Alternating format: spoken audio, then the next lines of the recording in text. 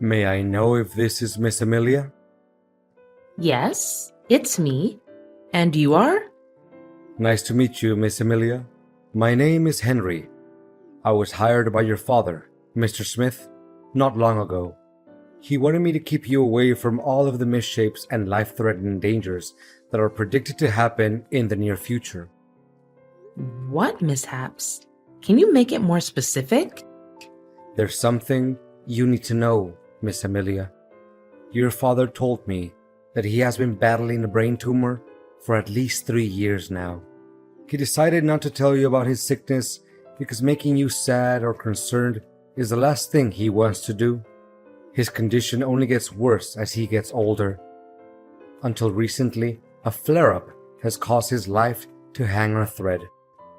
What? This can't be true. Why did he hide that cold and harsh truth from me? He knows how important he is to me, as my mother left us behind to pursue her own happiness. My father had to assume the responsibility of both man and woman in our family. Yet, not once in my whole life have I ever heard a single complaint from him. He even chose not to remarry so that he could put his heart and soul into raising me. His love for me truly can't be described by words. I can feel how deeply connected you and your father are, and I'm truly sorry for what you have to go through right now. I know this is difficult to bear all at once, but you need to be strong. Mr. Smith anticipated that when everyone knows about his current condition, some unfortunate events may happen to you and your dad's company. That's why I'm here, to make sure that you'll be safe, no matter what circumstances. Are you still with me, Miss Amelia?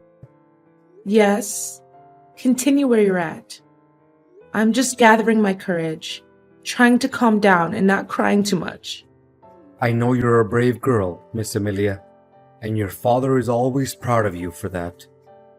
But wait, why should I put my trust in everything you have to say? Clearly you just must be some random person who happened to know my number. Mrs. Smith figured that you would ask something similar. This is why your father asked me to personally send you a keepsake that's very dear to him, which is your mother's necklace. It should have arrived in your mailbox by now. Give me a few minutes to check. Well, I guess what you said is believable, because the one I found in my mailbox is definitely my mom's necklace, which my dad always carries in his pocket wherever he goes. Look, your father is still fighting hard for his life. Although he can hardly move, he's still able to talk and remains conscious about what's going on around him. In around 3 days, I'll read his testament on his behalf at the hospital. According to his will, you, Miss Amelia, will inherit not only his incredibly large fortune, but also his $1 million company. Well, money and power are never my first priorities. All I care about right now is my dad's vitality and well-being. Money and power may not matter much to you, but your father fears that some people may try to steal them from you, or even try to get rid of you so that they can lay their hands on your father's enormous property. That's why I'm here to protect you, and I'll be secretly watching over you from afar, and immediately interfere whenever I feel that your safety is in peril. But you gotta make sure that no one can find out the truth about me, even the people who are closest to you. If that's what my dad wants, then I have no reason to disobey. But may I know the identity of people who want to harm me to appropriate my dad's wealth? Well, there are some names on your father's list of possible suspects. Until now, they haven't made any shady move yet. But it doesn't mean that you can let your guard down. Remember, anything can happen and put your life at risk after your father makes his announcement in a few days. And you have to prepare yourself for the worst case scenarios. I understand. Thanks for the advice. Honey, my heart will be broken into a million pieces if one day I can no longer see my dad again. You know it hurts me as much as it hurts you. But as the doctor said, your father's at the final stage and his chances of making it through are very slim. Please don't say that. It saddens me to an infinite extent. I'm well aware that your dad occupies a very special place in your heart. But now that his part in this lifetime is almost complete, don't you think it's about time that we need to start focusing on keeping up his legacy and make him proud? Legacy? You mean his company? Well, I don't see any point in avoiding this matter. In fact, your father has dedicated his whole life for the growth of the company. Correspondingly, I'm sure that he would want us to take over his place and prolong his thriving business, don't you think? It really doesn't make any sense if you let his lifelong effort go down the drain by worrying too much about his destined demise. I mean, you may have a point in what you're saying, but honestly, there's no spare room for anything else in my mind right now, other than my dad's life being on the line. I acknowledge what you have said, and I'm sympathetic to it. However, an organization can't operate without a leader. If you feel like you're not up for the task just yet, it's my duty, as your husband, to help you weather the storm and get through this time. To put it more precisely, I would like to lend you a helping hand and take the responsibility of Chief Executive Officer, the position which your dad used to have. Of course, the company's share that your father once held is still under your ownership. So, what do you say? Well, I really appreciate your thoughtfulness towards me. Nevertheless, my dad had stated very clearly and in detail in his statement that he wants me to assume the role of Chief Executive Officer. And for that reason, I'm not planning to do anything that's against his last wish. Wait, do you seriously think that a woman is adequate for such a prestigious leadership role like CEO? Significant positions, especially company leaders, are not a joke, and they're obviously not meant for women, honey. Don't let your brainless things like feminism trick you into thinking that you'll be able to fulfill such a substantial duty. What is your problem with women taking on significant positions at the workplace, really? Amelia, you do realize that women always have to depend on men to get everything done, right? You women can never decide anything for yourself, and you easily let your emotions get the best of you. If you still care about the family that we'll build together, you should reconsider your place and fulfill your duties as a wife, which means doing household chores and bearing my children. Well, I don't see anything wrong with me taking on leadership responsibilities. I graduated top of my class, and I dedicated 7 years to achieve my master's degree and PhD in economics. I even devoted more time working for the company than you did.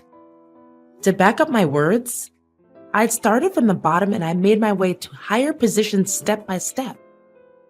Nothing was handed to me on a silver platter, you know.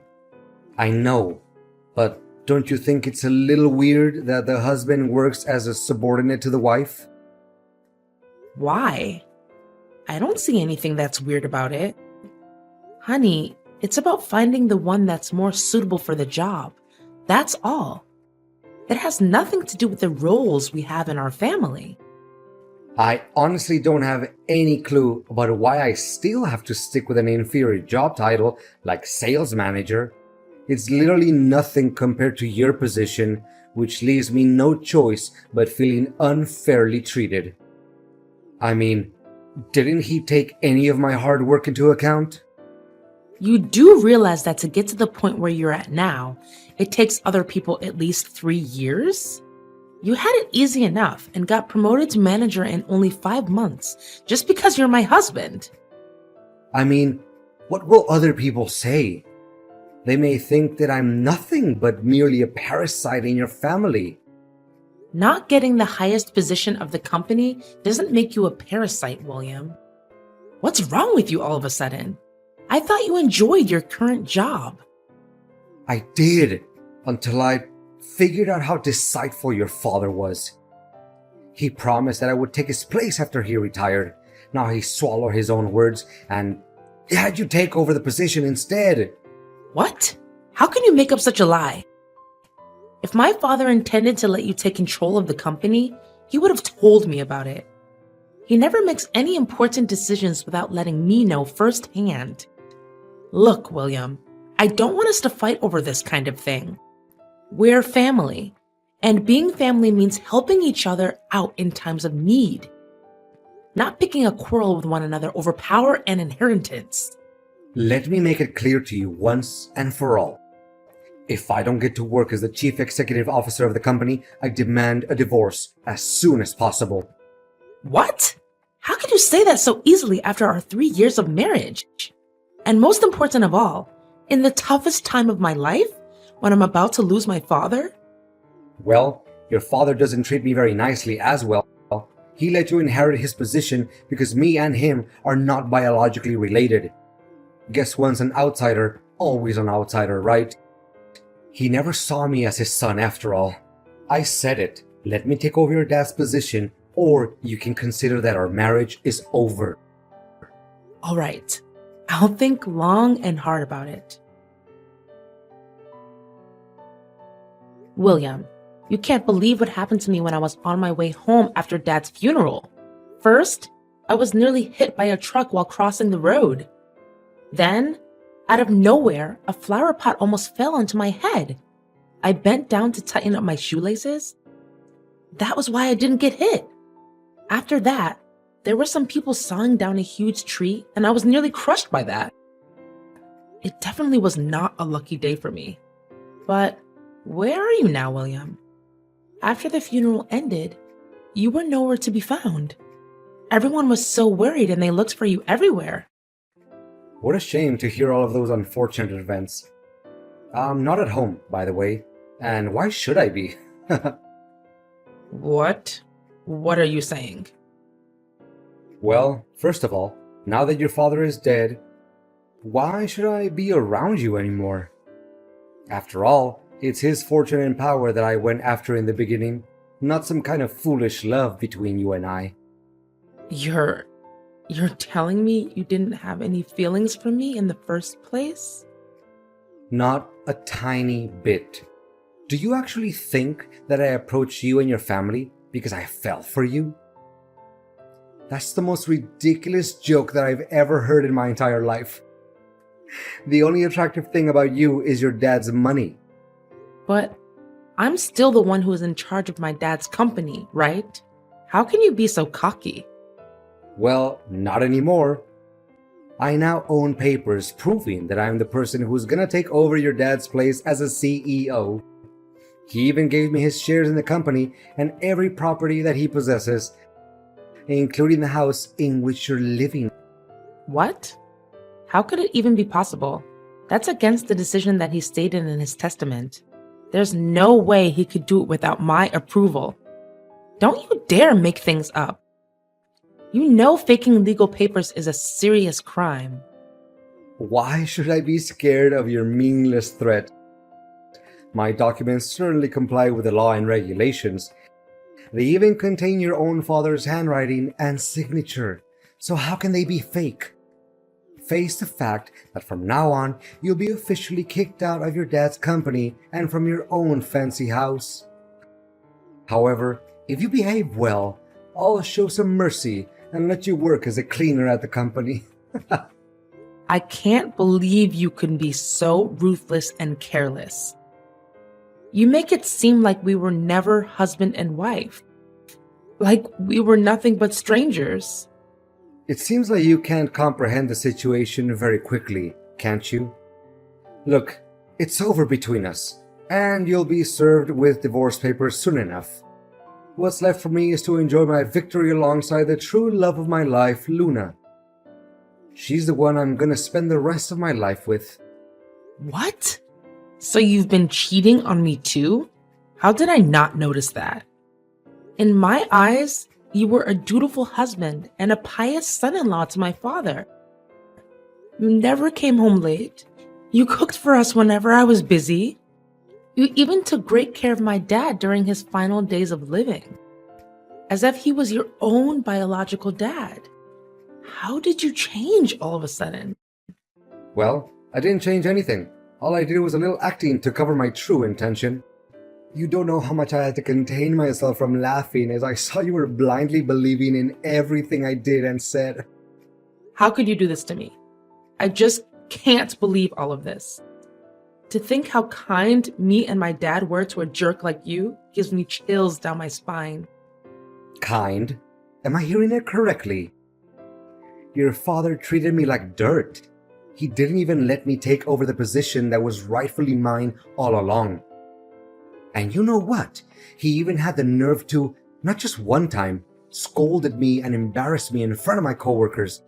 I literally have no respect for that man. So you were holding a grudge against my dad this whole time? I mean, if he ever criticized you or your work, it was just because he wants you to be a better version of yourself and make progress. Well, now that hypocrite can carry all the criticism with him to his grave. So long, Amelia. Enjoy your homeless life. What is this, Amelia? Did you plan all of this? And what exactly are you talking about? Why, all of a sudden, I'm no longer the CEO of the company anymore. The securities didn't even let me in. Why are you asking me that question? Shouldn't you be the one who needs to interrogate your own conscience about all the good deeds you did behind my back? I can't believe such a cruel, heartless, and gruesome person like you would exist. What are you trying to say? Spit it out. Stop playing the fool. First, you took advantage of my father's sickness and brutally forced my father to sign all kinds of papers so that you can claim ownership of his fortune and his shares in the company. You threatened him, grabbed him by his neck. You even beat him, ruthlessly. For a person that had only days to live like my father, how could he bear such an act of violence? You knew that, and you left him there dying all alone. It was you who killed my father. Hold on. Are you even listening to your own voice right now? Don't just accuse someone out of nowhere without evidence. I know damn well that I have all the evidence in the world to start a lawsuit against you. Do you know what I'm possessing right now? Full-length footage of you torturing my dad so that you can achieve your evil ambition. It was recorded by the hospital's cameras. Never in my worst nightmare could I imagine that one day my dad would be tortured to death by his own son-in-law. What? I thought I took care of it. You did do something about it. But fortunately, my bodyguard was smart enough to trace you down and recover the footage. Where the hell did you get yourself a bodyguard?